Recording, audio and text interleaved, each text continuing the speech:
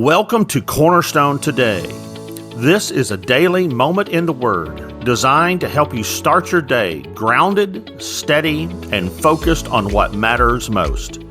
Each weekday morning we'll open Scripture together, seeking clarity, strength, and hope for the day ahead. This is about learning to walk with Jesus in real life, right where you are. Let's begin today in the Word. Well, good morning and welcome to Cornerstone Today. It is Matthew Allen. It is Friday morning. Hard to believe we're at the end of another week. Today is the first day of spring, officially today. So it's going to be warm and nice outside. I hope you're able to get out this weekend and enjoy it. We certainly deserve it here in Ohio after the cold and the snow that we've had for the last few months. It's going to be nice to be outside and watch the grass grow. Well, today, being Friday, it is our normal break from our normal course of study, and we're going to be focusing on the Lord's Supper meditation that we do every Sunday in our worship service. And on Sunday this week, we'll be looking at Romans chapter 8, verses 31 and 32, talking about how God is for us.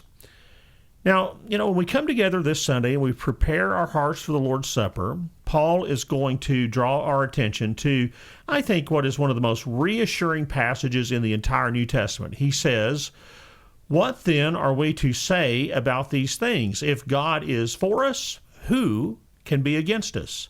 He who did not even spare his own son, but gave him up for us all, how will he not also be with us and grant to us everything?" So, first and foremost, we see that Paul begins with a question. He asks, if God is for us, who can be against us? Now, that does not mean that we're never going to face any opposition. We know that we will. There's going to be pressures and trials and difficulties and struggles and all sorts of spiritual battles that are going to come with our following Jesus.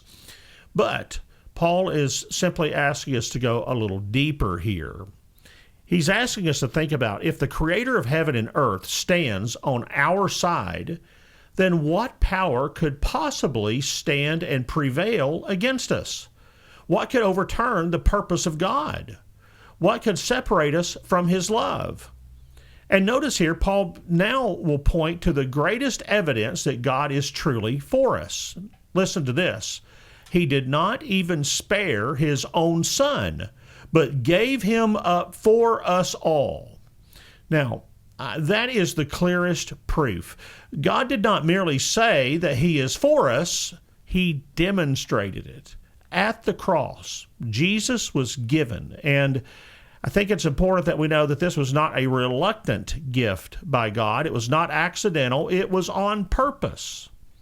It was Isaiah who said so long ago, "The Lord was pleased to crush him severely when you make him a guilt offering."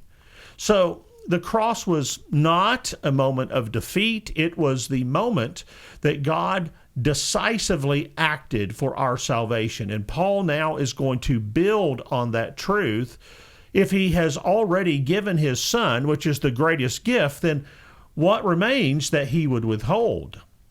Notice Paul says, he will not also with him grant us everything?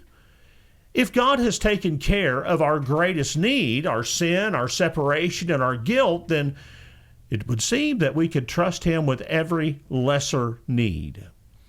And I think as we partake of the Lord's Supper, we are brought back to that moment. The bread reminds us that the Son was given.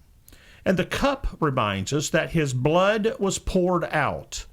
And together, those things declare one unshakable truth, that God is for us. And that's not because we deserve it or because we've somehow earned it, but because he chose to love us and to act on our behalf.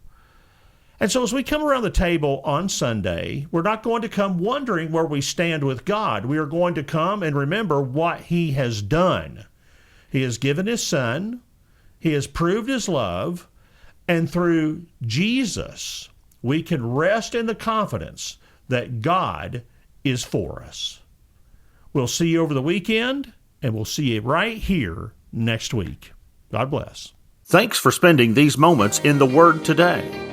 As you go, remember this: faithfulness is built one ordinary day at a time. Keep walking with Jesus. Keep listening. Keep trusting. God is at work all the time. Join us again every weekday morning for another moment of encouragement and truth here on Cornerstone Today.